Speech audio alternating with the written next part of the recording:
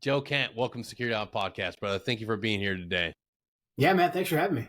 Absolutely, man. It's remarkable to see yet another Green Beret that's willing to go back into the arena to be of service again, this time in what I think is quite possibly one of the most hostile and difficult places to go, and that's our government. So thank you for being willing to, again, throw your hat in the ring and to be there to represent the people of Washington. I think that it is not just a noble cause, but it's something that a lot of our veterans need to look into. I think that our government historically has had or used to have a large representation of veterans within leadership. Yeah. And now all of a sudden it's become something that we're sort of like kept aside. It's not for us. We're not wanted in, or very few are welcomed in. And today I want to dive into that, but I also want to dive into your story. How did you become somebody of service, and how did you find yourself in the military to begin with? Man, I think about this all the time because now I have two young sons. My boys are 9 and 7. And so I try to put myself like back in their shoes, as you educate them and try to figure out what they're going to be. And I try to remember, like, when did I decide I was going to like join the Army and try and be a commando? And I don't remember a time when it was even a question for me. So I guess the G.I. Joe propaganda worked really well on me and the A-team. And then, but honestly, it's just something I think I was really born with. Both my grandfathers served like that, their generation did. But I'm not from like a military family. I grew up in Portland, Oregon, which is about as non-military as you can get. But really, man, from the time I was, I guess, probably 9, 7, something like that, I decided that I was going to go attempt to be G.I. Joe. And then as I got a little bit older, obviously we're probably about the same age. This is pre-internet. I couldn't Google specifically how do I become a Green Beret. I had to, read the old Vietnam books and read newspaper articles and all that. I think the Black Hawk Down incident when I was 13, watching the savage combat on the streets of Mogadishu, I think that made it very real. And I was like, man, there's guys who were not that much older than me who were out there. Many of them didn't make it home, but were involved in some really savage combat. And so I said, hey, this is doable. And so I went and talked to some recruiters. I had big hopes they were going to tell me that I didn't need to finish high school and I could just join right away. But they, they dispelled that rumor. They're like, yeah, you actually have to finish high school. But you can go become an Army Ranger right off the bat. And so that kind of focused me from a young age. But no, I think it's just something that was kind of ingrained in my DNA. Absolutely. It's funny how media, both print and video and TV, has played a role in so many of our lives making this decision and those historic moments for guys. I mean, I remember 9/11. That was another huge kickoff point for us. That so many of us were like, okay, clear line in the sand. This is what we're doing. But you didn't just go into the rank and file. Like, you went and you wanted to go right into being a Ranger. Like, what was that like? Yeah, man, it was really I knew I couldn't go right into being a Green Beret. I'd done a bunch of research, read all the books I could. And the Green Berets, to me, seemed like they had the most diverse mission. And so they were never kind of without real world action, even in, the 90s and the 80s, when it seemed like we were never going to go to combat, like full scale combat ever again. You'd read there was these training missions and these dirty wars going on. There was Green Berets there, and they were there because they had special skills. They spoke foreign languages. They had a really, diverse portfolio, for lack of a better term. But you couldn't go right into special forces when I was, looking at joining the military. And then the Black Hawk Down incident happened, and this elite fighting force that was out there. It was the Ranger Battalion. Yeah, there was the Delta Force guys, obviously, but there was Rangers, and they took guys essentially right off the street. They had a selection process, but you could sign right up for it. So that was what I told the recruiters I wanted to do. The recruiters were like, well, that makes you infantry. And I was like, that sounds great. And they were like, hey, you can do other things, right? And I was like, there is nothing else in the Army that I want to do. And they were like, man, we got a live one. Like, get this kid a contract before he changes his mind. So it was pretty quick for me. And then, going to basic training and airborne school and RIP and all that, I was just really impressed with, number one, just the caliber of guys. I felt like going in basic training, you had a diversity of guys, but there was a lot of us there that wanted to either be Rangers or Green Berets. And so I was like, man, I'm finally around my people. This is really cool. I Yeah. actually really enjoyed it. Obviously, there's challenges and stuff, and then airborne school is anticlimactic, but at the end they let you jump out of an airplane. So I was like, all right, this is progressively getting cooler and cooler. And then Yeah. RIP, as it was called then, the Ranger Indoctrination Process, when they came and picked us up from airborne school, that was the first time I saw like real life Army Rangers, and I was like, this is very intimidating. Yeah, this shit just got real. Yeah. But It's not a warm welcome. right, not a warm welcome. You got to run down to the barracks and all that stuff. But I was like, hey, I'm in the right spot. These are the guys that I want to be around. And then same thing, showing up at Ranger Battalion. It was like, hey, we're training for war. The rest of the Army's not, because this is the late 90s, and they were really clear about it. They were like, the rest of the Army is not training for war right now, but we are, because we could be called at a moment's notice. And this has happened in recent history between the Black Hawk Down incident or Panama, Grenada, those types of things. So it was, man, it was just an awesome experience, and I was just around great people. Yeah. And then being able to move right into going into, selection, going into and just saying punch it. I think when you look at your history and the way you transitioned from Ranger Regiment going into, you were a man on a mission. You were constantly moving and going. Like, what was the big driving force behind that? A lot of guys, like myself included, like I started out in the 82nd, loved my time there, but it was like, okay, a couple deployments in, you realize, hey, you guys don't have it all figured out. Like, I want to be around like the best of the best. That, like, there's no doubt that the guys to my left and to my right know what the fuck they're doing. And that was a catalyst for me. But in Ranger Regiment, the guys to your left and right are the absolute best. Like, what was the driving force to continue pursuing that next phase and that growth mindset of like, this, I can be better, I can advance? Yeah, Ranger Regiment is awesome. It's a great place, especially to start out, because your job, it's very, very simple, and you actually have to focus on your job. I mean, it's shoot, move, communicate, be physically fit, be tactically proficient. But in the late 90s, it was kind of like if you had been there for a year and a half, you had kind of seen the full cycle, and you obviously got a chance to continue to step up your game and move up in leadership positions. But it was I don't want to like say it was a simple mission, like to put it down, but it was just like, hey, direct action, strategic strike, airfield seizure. And by no means did I master any of these things, but it was just like, okay, this is our mission portfolio. And if these things don't come up, we will be training forever. And again, this sounds weird after, we've been at war now for 20 plus years, but in the late 90s, I was like, man, this potentially could be, just all we do. And there's nothing wrong with that. But I was just like, man, down the street, because First Special Forces Group was right down the street. And really the only people that were training in the late 90s consistently on the range, it was 2nd Ranger Battalion and First Group. So we'd see the First Group guys like from a distance. And, it was a different vibe for sure. Ranger Regiment is very high strung and highly disciplined, which is awesome for bringing guys right in the military. And then, I'd see these guys who looked to me to be way older. Obviously, I'm like 18 or 19, and so they're in their mid-20s, and I'm like, wow, these guys are much older. They've got long hair, because at the time, Ranger Regiment didn't have long hair. We had high and tights or shaved heads, and they were still training on advanced weapon systems. They were doing all the stuff that we were doing, plus a little more, but they were deploying all over the world. Those guys were focused on the Pacific.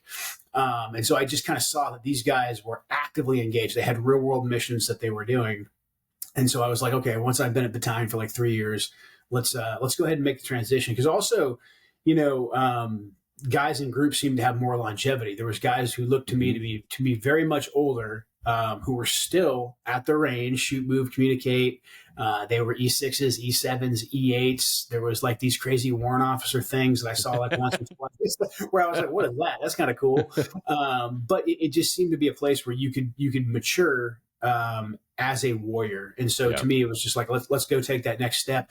That culturally wasn't very popular at Ranger Battalion. I think the only acceptable reasons to leave battalion were either death or going to Delta Force. That was it. And so, saying you wanted to go to Special Forces selection was not popular, but it was something that happened. I mean, because the infantry, there's only so many guys that can be a squad leader in a company, right? Or in a platoon, and the same thing, platoon sergeant. So you would see E6s and E7s kind of disappear, and not all of them were going to Delta Force, obviously. None of them wanted to go to the regular Army, so a lot of them were going to group. So I just figured, kind of after being there for a bit, and then I got there at the tail end of like the crisis in Kosovo, and we had gotten spun up for some of that when some American soldiers got held hostage. spun up and spun down. And then same thing after the Cole bombing. And so it was just like, unless the balloon goes up for the exact right mission, I don't think I'm going to get a shot at going. So I'm going to go somewhere else that's going to give me a little bit better of a chance of getting to do some real world missions. Yeah, absolutely. Yeah, that is a common theme with a lot of guys that find themselves in that same predicament at Ranger Regiment. You do have, you're going to be masters of the same thing. And anybody that has done the same job over and over will tell you, like, man, at one point you just get to that definitive line where you're like, man, I got to try something new. And that's the beauty of SF. That's what I fell in love with, the fact that there were so many different things you could do, and you're constantly going. And in the GWAT era, guys were getting it. They were getting it, especially where you ended up in 5th Group. Yeah. Yeah, I really lucked out, man. I knew that the Middle East was a hot spot, especially after I was in basic training when the embassies in Tanzania and Kenya got hit, and then in battalion when the Cole happened, and Bin Laden declared war on America. So I was like, I'm going to go to 5th Group because that's again let's stack the deck as much as we can in favor of getting to get in the fight. And then September 11th, the attacks of September 11th happened when I was actually in SFAS. Oh wow. And so like the whole military changed while I was out there trying to, pass land nav.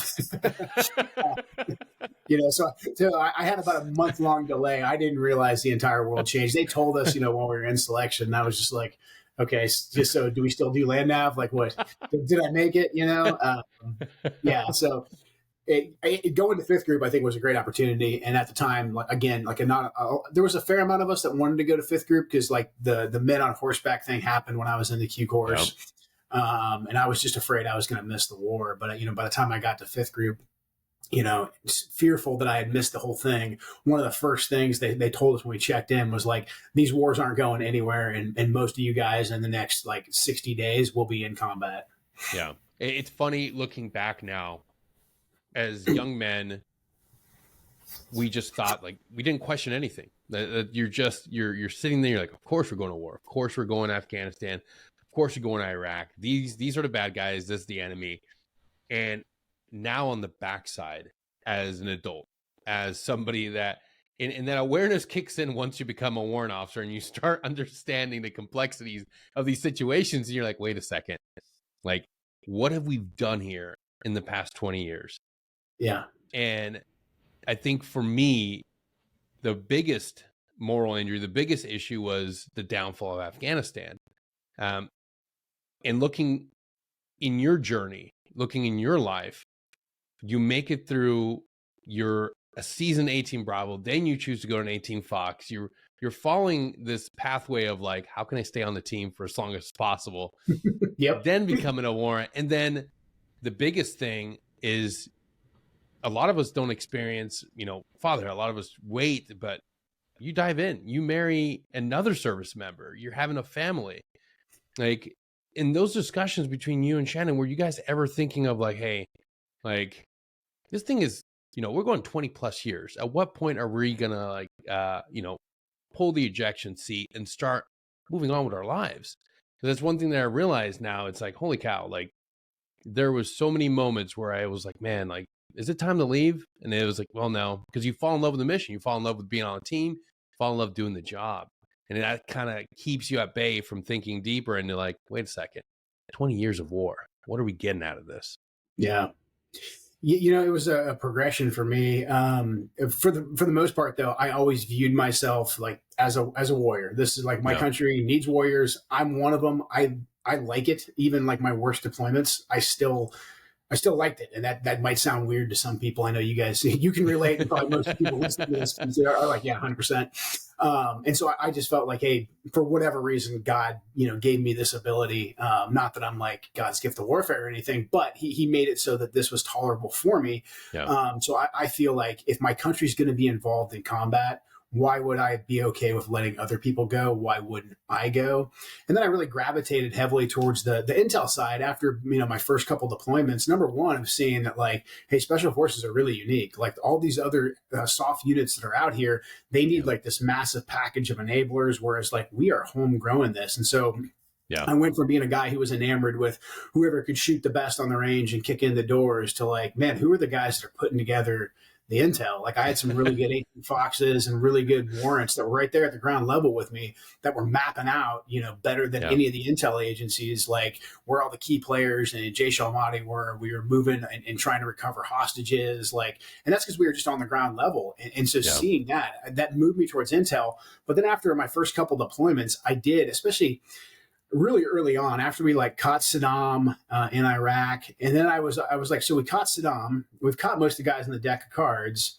Like, are we going to leave? But then I was like, a 23, 24-year-old me, I'm like, why are we building more bases? This doesn't make any sense. Why are we making everything permanent over here? And then, you fast forward a couple of deployments later, I'm like, oh, because this shit's actually never supposed to end. The purpose is for it to continue to go on, and then you do your own research. And so I was and that motivated me more to be on the intel side and eventually go over to the agency, because I was like, I want to be somewhere where I have the credentials and the ability to go speak to decision makers and be like, hey, you're being lied to, or hey, this is the wrong track.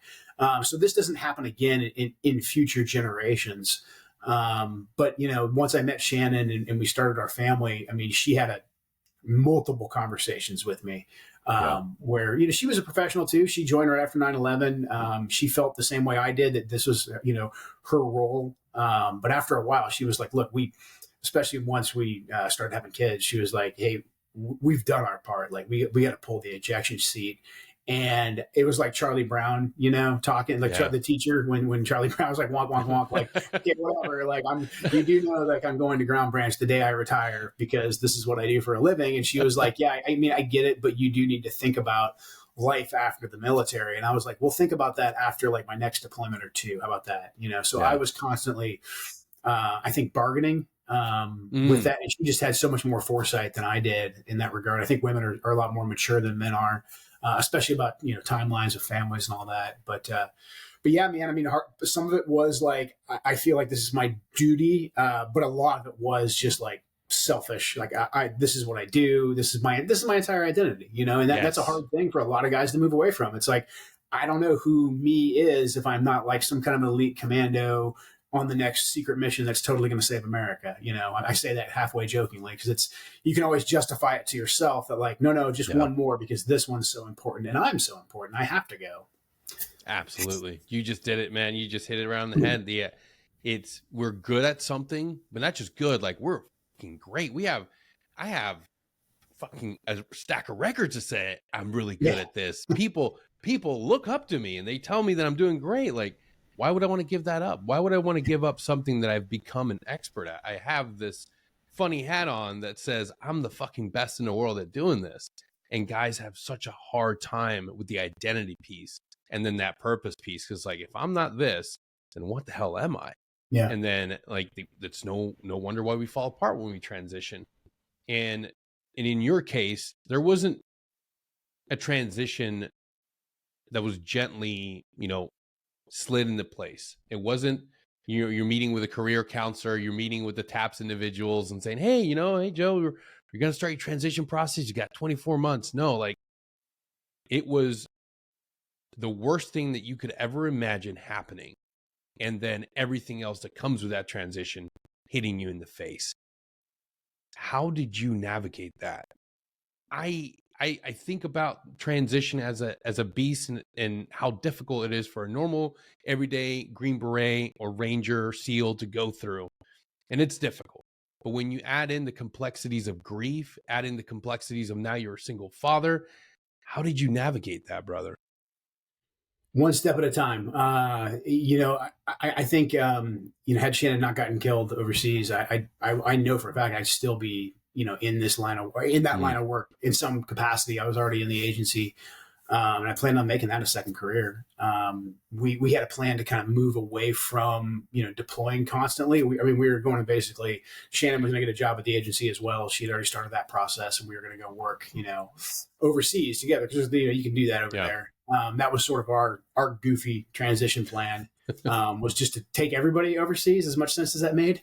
But so that was our plan. That's the way it was going to work out in my head. So I literally had never thought about rejoining regular, I mean, for me, regular Yeah. society, I talking to you, you understand because you're a Green Beret. But when I say to other people, like, I retired on a Friday and I swore at the agency on a Monday, they're like, wow, that's like some cloak and dagger stuff. I'm like, actually, that's probably the most normal thing a guy with my background can do. I'm like, the guys Yes. that got out clean break, like my buddies that just got out and went back home and got like a regular job, they're the guys I'm like, how the hell did you do that? And I had it was like a different planet for me. And so that's why I took the path I did. But then when Shannon got killed, I was overseas as well, because selfishly I had done a real quick deployment. My kids were 1 and 3 there with my parents.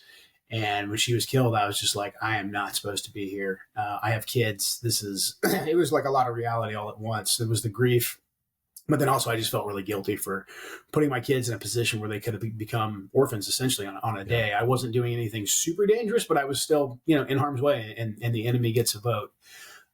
So I kind of had a moment of clarity where I was like, I gotta get away from this, lock, stock, and barrel. And so I made a decision pretty quickly that I was going to figure out the rest later and just kind of cut myself off, resign from the agency, kind of get out of the DC area, and come back home. And so really it was, had I not had the kids, I think I probably would have been a mess. But I think being a father, especially then automatically being a single father, you have to step up. And so it was like, all right, let's just triage and I got to take care of the kids and make sure they're good, but then get out of this line of work 100%. And then really since then, it's really just kind of been one step at a time. I like you said, I never had a clear transition path laid out, and I'm still kind of trying to work on what I want to be when I grow up, but it kind of is what it is. And really just trying, make sure my kids are good and in a stable environment. Yeah. And anybody that has followed you and is keeping up with you, we see somebody that has dedicated their life to being a warrior, to putting on that flag, going into danger, and taking care of business. And now you're having to deal with the complexities, like I said, of taking care of a family, raising boys, 2 boys. Anybody would have said, hey, Joe, go off into the sunset, enjoy being a dad. And nobody would say, hey, say anything negative about that. But why would you be willing to step into the next arena that's, I would say, even just as dangerous and more complex as going into government? Like, what drove that decision? What made you say, you know what? I need to get back in. I need to be of service again. Yeah. I mean, really it was, politics kind of got injected into it kind of right away. I was a pretty early supporter, and so was Shannon of Trump because of his foreign policy. When Trump was on the debate stage back in 2015, 2016, and you still had the Republican apparatus that was like trying to justify like the war on terror and our strategy in the war on terror, especially the Iraq war. And Trump like went right to the throat of that and said like, no, it was a mistake. We screwed up and we need to get out.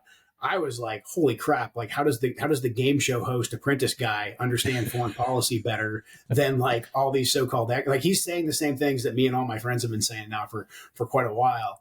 And then Shannon was killed a month after Trump tried to get our troops out of Syria the first time. And I like one of the last conversations I had with Shannon, because we could talk on secure systems. It was like right after the order came down, and she was like, we're not leaving. And I was watching the chaos at the agency. I was tracking the chaos in the DOD. And I was like, man, one of the last things I said to her was like, please do not be one of the last people to die in a war that our country's already forgotten about. Like, just stay safe. Because I could just see the friction. And you understand this. Yep. When you've got conflicting guidance coming down and you've got like an overall command, the president and everyone below him saying, okay, we need to get troops out. And then you have these other subordinate commanders. They're like, no, we need to justify our existence, why we need to stay here. That's going to create regardless of how you feel about the politics of it, that creates a very chaotic environment. And a lot of that happened, I think, in the Afghan withdrawal as well. Yeah. And a lot of it had happened before under Obama. And so it was just like, I was like, something bad is going to happen. I had that feeling. And so after Shannon was killed, I started speaking out like on behalf of Trump's foreign policy, just throwing out my credentials, saying, hey, this is me. Like, people are criticizing Trump. And there was a lot of, generals and ambassadors and these guys who had gotten rewarded for making bad decisions for the last 20 years, who were saying like, oh, the one guy who's calling BS on it, who the people chose, by the way, he doesn't understand what's going on. And so I kind of wanted to serve as a countermeasure for that. So did some work on the Trump campaign. And I just felt, hey, I'm going to speak truth right now, and who cares? Then I am going to ride off into the sunset with my kids. and just not worry about it. And then the country imploded. I mean, the COVID lockdowns, we had a bunch of riots here in the Pacific Northwest. And so ultimately, like my congresswoman voted for Trump's impeachment. And like at the end of the day, a lot of people were really mad in my district about it, but nobody was doing anything. And I thought, I was like, someone who's like actually an established politician, they're going to step forward and they're going to go after her, and I'm going to be able just to support them. But that just didn't happen. And so it was kind of like that, that old, like, hey, if you're looking around to figure out who's in charge, congratulations, it's you, And I just had that moment. And I remarried last year, but I'd been with my girlfriend at the time, fiance at the time, Heather, who was also in the military. And we just had this conversation, and it was just like, nobody here is stepping up because they're not seeing this. Not that I have not that I'm anything special about, but I was like, it's never the guy who's the best qualified. It's always the guy who has like the grit and the determination to step forward. So I was like, what the hell? I'm going to give it a whirl. And I just really feel like the moment that we were at then and right now, because things have only gotten worse since then, the moment that we're in right now as a country, like everybody has to do something. And I know most veterans probably don't want to hear that, because I believe we kind of felt like, hey, we were fighting our generation's greatest war. And I think we were. We fought a 20-year war with an all-volunteer force. And so I really thought that we were all going to get to relax once that was over. But unfortunately, that's just not the case. And especially if you look at just how complex the environment is right now, I think it's on us to continue to serve.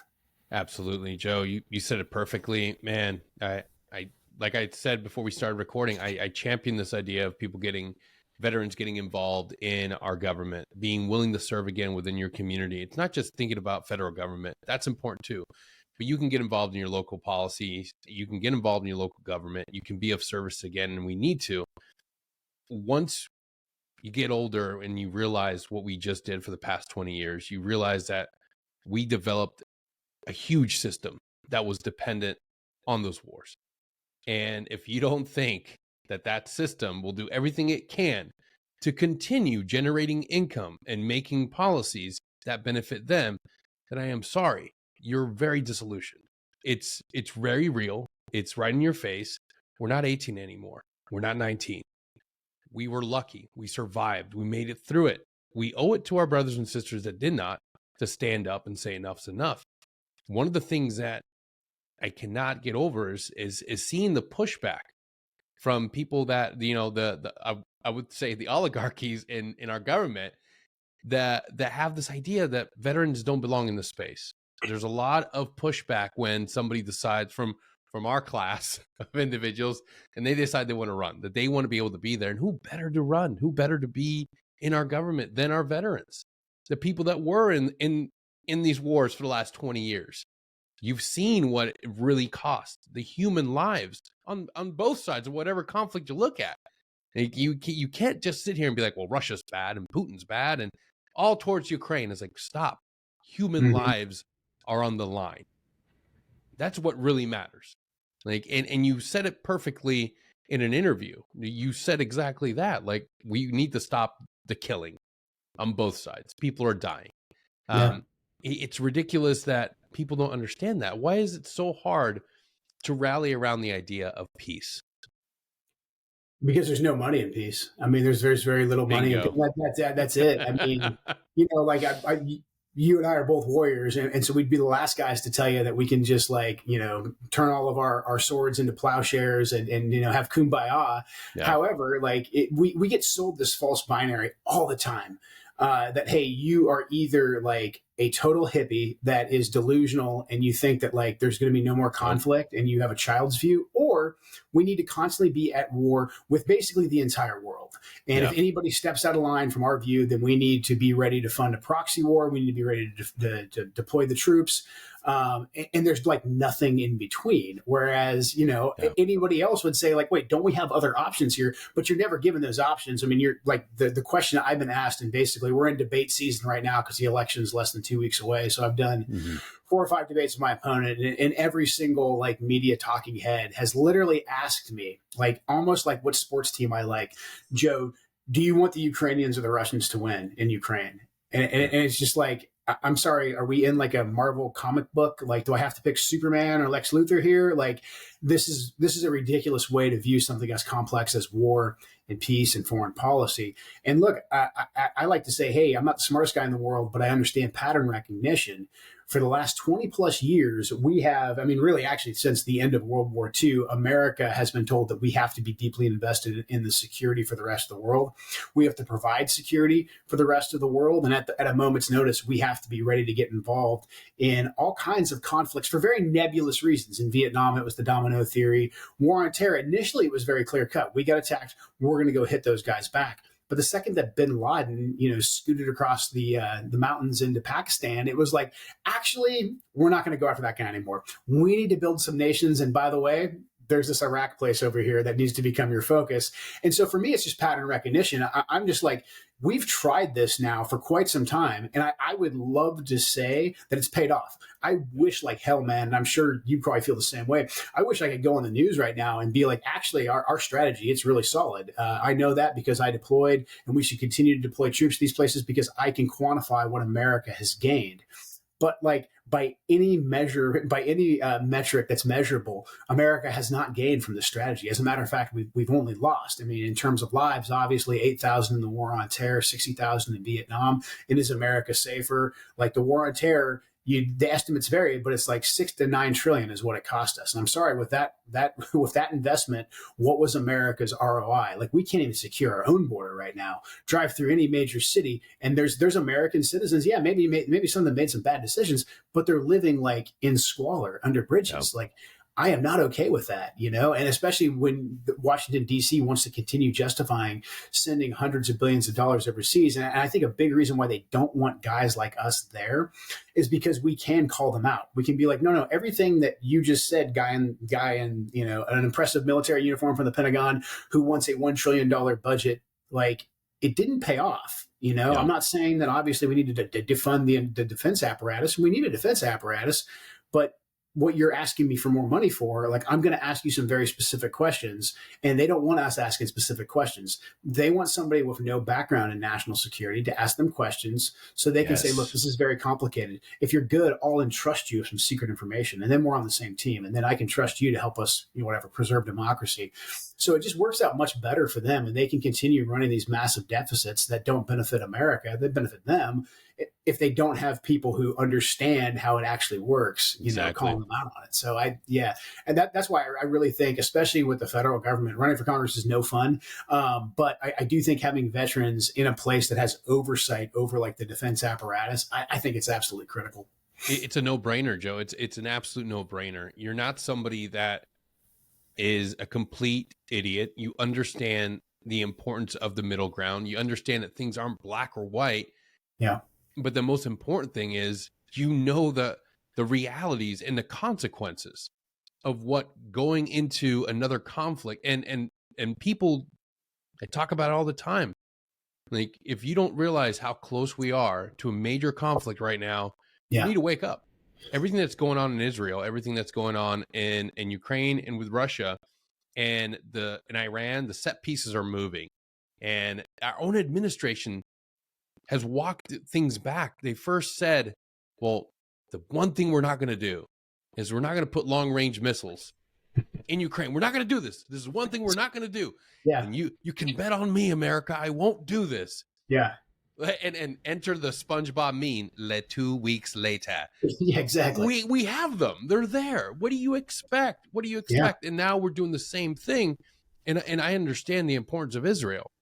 But when you say you're going to put boots on the ground with weapon systems in Israel, what happens when there's a retaliation attack and we lose American lives? Yeah. What happens? And the thing is, like, our founders were absolute geniuses. I mean, they said that, hey, whoever sits in the executive branch, they're the president. They're not a king. So they can't take us off the war. They said the only people that can take us off the war is the ones that are close enough to the people that are going to have to fight the war, send their sons and daughters off to fight the war, and fund the war. That's Congress, right? But basically, since the end of World War II, again, we've had Congress that just says our job is just to sign the checks. So we'll be like the money guys, but don't really put my name on it. We'll let the president do it. And the president's been like, well, if the American people aren't paying attention, we can slip in some long range missiles and some more proxy wars here and there. So I would have a lot more respect for congressmen and senators who might like disagree with me. But if they were willing to actually go before Congress and say, hey, this is a war powers resolution, we're going to start funding the Ukrainians with long range missiles that can hit inside Russia. We're going to provide them the intelligence. We might even put some advisors' boots on the ground. And here's my plan. Here's what success looks like. And here's the strategy. I would disagree with it. I would vote against it, but I would actually respect that because that's following the Constitution. And that's actually treating the American people like adults. But we don't get that at all. We just get like, you're all in or you hate democracy and you might be sympathetic to Vladimir Putin. So just let billions of dollars go over there. And especially with the case of Russia, Ukraine, I mean, this has been going on now for almost February will be 3 years. This has been going on for 2.5 years. So, I mean, people disagreed with me back in 2 years ago when I said this is a really bad idea, but it was abstract. Someone had an idea. I had a counter idea. We didn't see how it would play out. This has been going on. We have 2.5 years of data. And so this has been my question. I'm like, ask yourself, what has our strategy gotten us? Russia controls more ground now in Ukraine than they did at the beginning of the war. A generation of Ukrainians are dead. So Ukraine's actually out of manpower. That's a human tragedy, but also, so like now what? Now you have the French and the Canadians and some other NATO countries who don't have enough troops that are advocating to put advisors, which is hilarious. A bunch of Green Berets can tell you exactly what advisors are. Yeah. They want to put advisors boots on the ground because the Ukrainians have ran out of people. So it's like, again, we go back to like quantifiable metrics. By any quantifiable metric, the current strategy has failed. Like you can't sell that this has been a success, but DC, they sell this very well. They always say, hey, we know everything that we've done so far has totally failed, but we're going to keep trying it. Like, and it's eventually going to work. It's literally like how casinos are built in Las Vegas. It's the gambler's fallacy. Like I've invested so much. This next one, man, I'm going to hit it big. Like hit jackpot, baby. I'm going to hit jackpot. I can feel it. I'm going to get lucky. One more surge. We're turning the corner in Afghanistan. We're turning the corner in Iraq. It's the same thing. Like, and so for me, you need to have honest conversations and say, hey, if something's not working, why are we continuing to do it? And I just feel like the actual policy, it's never really laid out for the American people and what success looks like and when it will actually end. Because at the end of the day, it's not supposed to end. That's what they don't tell them. That's the neat part right there, kid. It ain't supposed to end. You're supposed to keep paying.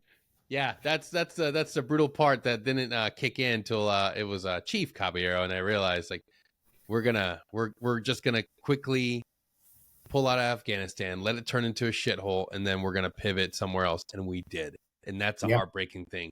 Just because people think that we don't have troops there and we don't have people there, it's like you got to wake up, people. Like this is happening again. And it used to be that it was the mean old bad Republicans that are warmongering. Now and the shift is so crazy. People aren't willing to revisit history and look at the situation we're in. Like we need to be able to advocate for peace. We need to be able to advocate for putting America first.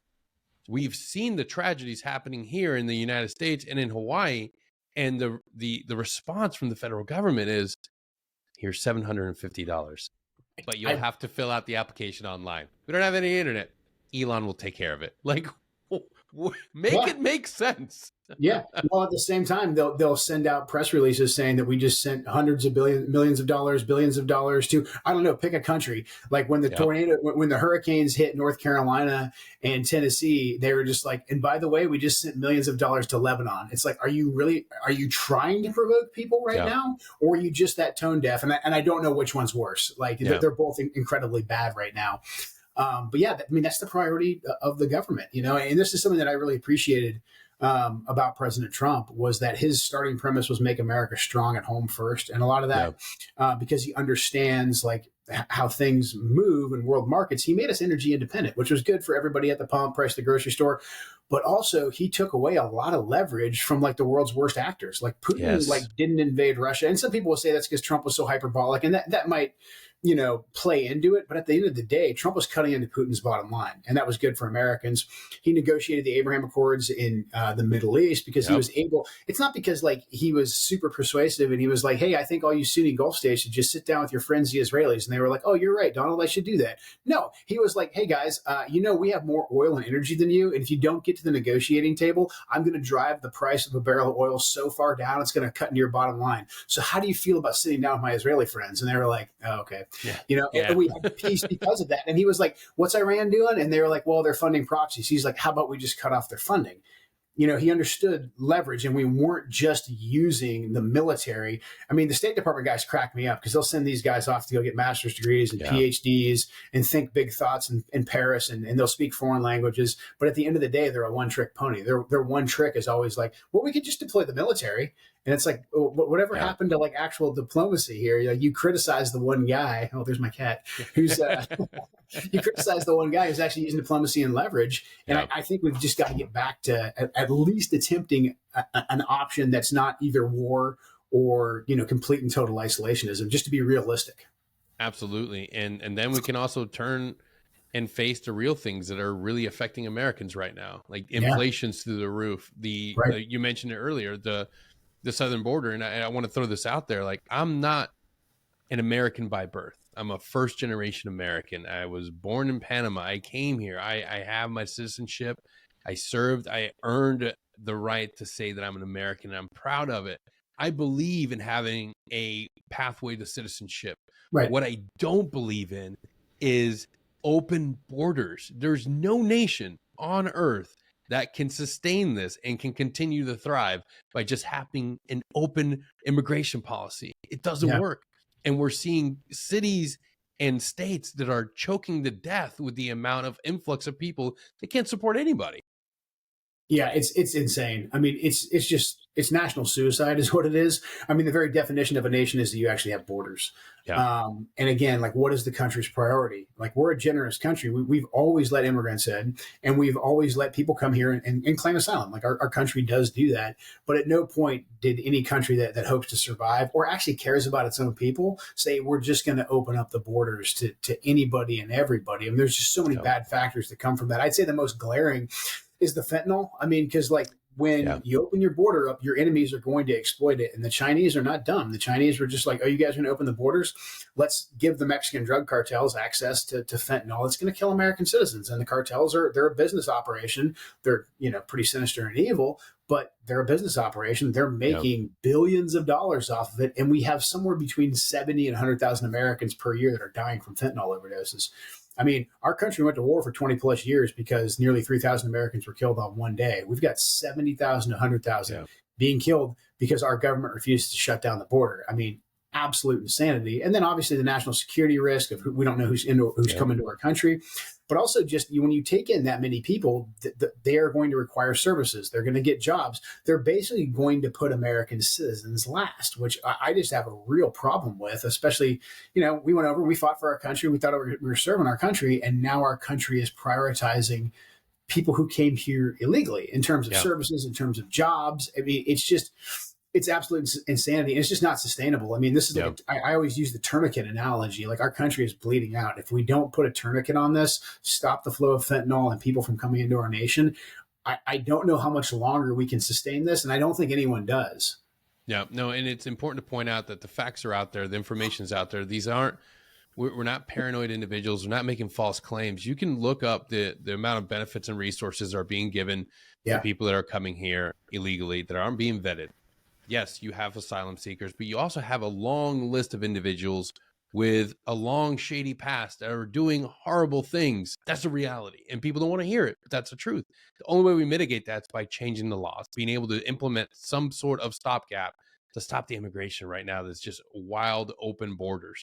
Like, we can have policies that make sense, but you have to be willing to look outside the emotional piece of thinking that everybody that's flooding through the gates is somebody that's here wanting to do an honest day's work and wanting to become an American, because I'm sorry to tell you, that's not the reality.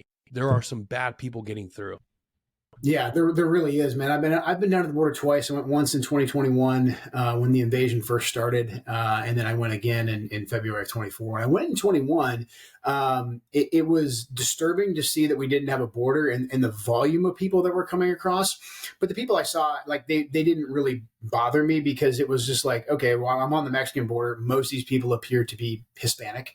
They're our Yeah. neighbors. I get it. We offered them a good deal, so there was a lot of them that were coming over to receive the benefits. They were coming to work in jobs that probably paid more here than they did in their home country. Yeah. So that kind of made sense to me. It was disturbing to see that we didn't have a border, but I was like, all right, this makes sense. When I went back in 2024, down to the San Ysidro area down by San Diego, I can probably count on one hand the number of like Hispanics, people that look to be our neighbors that I saw on one hand. Vast majority were Chinese nationals and guys from the Middle East. And I say guys, it was all guys, it was all Military age males. Yep. I mean, literally, man, these guys, especially the Chinese nationals and the guys from the Middle East, I mean, they looked like spitting images of special forces teams in civilian clothes. Like none of them looked like they had just like fled their country destitute and taking everything they could carry on their backs with them. No, they looked like they had just stepped out of a freaking REI with their civilian clothing allowance. They were in like the same action tactical stuff that we wear, and they were young, physically fit, and it's just like, you guys are not here to go work on a construction site like that. You can't convince me of that. But yet they were coming in the country. They knew to claim asylum. That's one of the big things the Biden administration did was they stopped making people claim asylum or ask for amnesty in Mexico or in the first safe third country. Used to be the policy. That was even the policy under the Obama administration. I know this personally because I actually sponsored the visas of a couple of our Iraqi allies in 2011 when we left Iraq. We couldn't. These were guys that fought alongside us that were very well vetted. We still couldn't bring them right to America. They actually had to go for about a year. It was almost a year. 8 months was about the shortest one we got into the States, but they all had to go to countries in the region first to be vetted by the consulate there. So Biden killed that off, and that's why when you look at the footage from the border, you don't see the illegals running away from the border patrol. They're running to the border patrol. So all of them know, hey, if I claim asylum, I'm going to be given a legal status in America. And you're 100% right. Like these countries in South America, like they're not like sending us their scholars. Like they're not sending us their best. I mean, literally, they're not sending their best. They're emptying their prisons again because we basically said we're going to take whoever. These countries are pragmatic, and they're like, hey, if America wants to kill themselves, like why don't I just assist and give them some of my bad actors? I think there's a lot that we could do to cut off the incentives, and a lot of these people would simply self-deport if we take away the benefits they're getting. If we start cracking down on American employers that are hiring these guys that should be giving Americans those jobs and paying Americans American wages, I think then a lot of them will self-deport, and that's going to let law enforcement actually focus on the real bad actors, the guys who are security threats, the guys I saw the last time I was down there. Absolutely. And it's study history. Cuba did the same thing to us doing the prisoner flotillas. They didn't send this wasn't an exodus. No, Fidel Castro said, you know what? I'm getting rid of all you degenerates. I'm getting rid of everybody that I don't want. I'm getting rid of the prisons. Go to America. Now, the reality is like, this is an old tactic. It's been done before. Now they're doing it in masses from different countries. And when we point out that there's a considerable threat, when you look at and I have to give a shout out to Doc Pete Chambers. He's out there doing great work and giving people insight to what's really going on. You look at military age males that are lining up, they're tearing up their ID cards. They know what they're doing. They don't want to be identified. They don't want to be identified. And they're smart enough that as soon as people that are documenting bring those cameras around, they all look down, they try to hide, because the vast majority of them are coming here and they don't have a great intent to just live the American dream. And that's the scary part. That's when I sit up at night, that's the analytical chief Caballero part. That's like, what the hell is going to happen in the next 10 to 15 years? Or maybe maybe not even that long, the next 5 years. And I think it's important for all of us to get rid of the emotion for a moment, think logically, and be willing to say, like, there's some real issues going on. How's my vote going to impact the next couple of years? And that's all of us. We all need to do this work. Yeah, and again, pattern recognition. I mean, look, were things perfect under President Trump? They were not perfect. However, we had the border relatively under control. Again, Trump used diplomacy. Like the Congress blocked him from building the wall. I believe we do need to build the wall. But even when we couldn't build the wall, Trump went to Mexico and all the South American countries, and he was like, "If you guys don't cut this crap off, I'm going to tariff all your goods at 30%." And they were like, "Whoa, hang on, wait a sec. That's going to my bottom line." Maybe there's some things that we could do, and like the massive caravan stopped. Not all illegal immigration stopped by any means, but we did have much better results. We didn't have an invasion, and so I think none of these things are abstract anymore. You have Kamala Harris and most of the Democrats right now are doing this weird thing where they're saying like, "Hey, the country's really hurting right now, and boy, do we sure need change," pretending that like if they don't say it out loud, we won't notice that they've been in charge for the last 4 years. My opponent does this all the time. She's been there for like 2 years, and she's like, "The border's a real problem." I'm like, "Lady, here's your roll call vote. You voted to leave it open." But what they do is they flood the market, they flood the media with so many ads and so many lies because they have money, they have control of the media. Yeah. But it's like the American people, you've got to wake up and you've got to at least look at pattern recognition. Like regardless of how you feel about the person, the politics, whatever, these guys have been in charge for 4 years. And like deep within all of us, there is like a survival instinct. And everyone right now, they can feel that something's not right. And like the people in charge of our economy, the people in charge of like our security, they need to be fired. I mean, that's just that should be evident to everybody. Yes. Oh my gosh. I have so much. I'll wait to say it offline. Just because I have a lot of strong feelings and opinions about the people in our defense and who's running it. It's just not a big fan. But right.